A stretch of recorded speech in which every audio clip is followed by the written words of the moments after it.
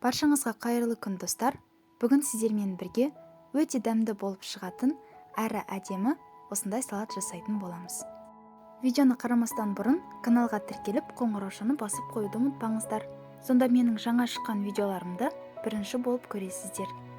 Сонымен салатымызды жасауға кірісейік.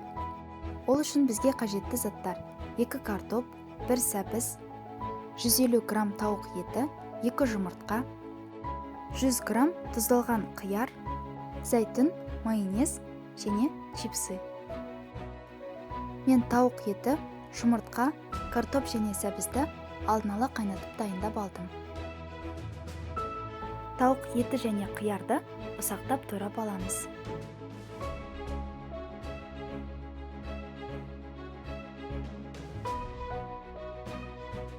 Содан соң зәйтүнді ортасынан бөлеміз.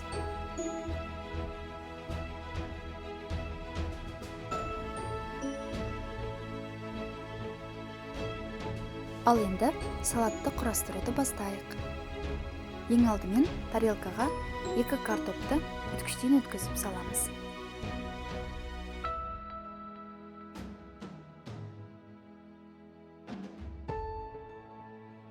Картоптың бетіне майонез жағамыз.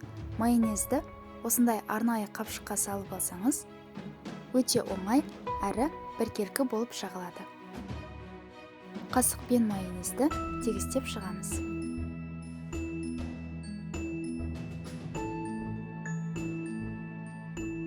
Тұздалған қиярды салып тегістеп, содан соң қайнатылған тауық етін саламыз.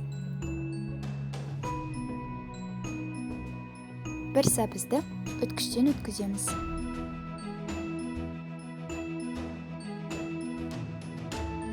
Екі қайнатылған жұмыртқаны сарысынан ажыратып алып, жұмыртқаның ағын үткіштен өткізіп саламыз.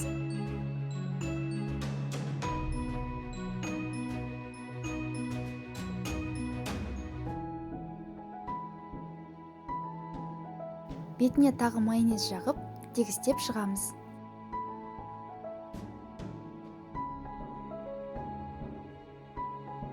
Жұмыртқаның сарысын қолмен үгітіп, бетіне себеміз. Тарелканың шетін осындай қағаз майлықпен сүртіп шықсаңыздар болады. Ал енді біздің бүгінгі салатымызды безендіру ғана қалды. Мен бұл салатты күнбағысқа ұқсату үшін чипсы мен зәйтүн қолдандым.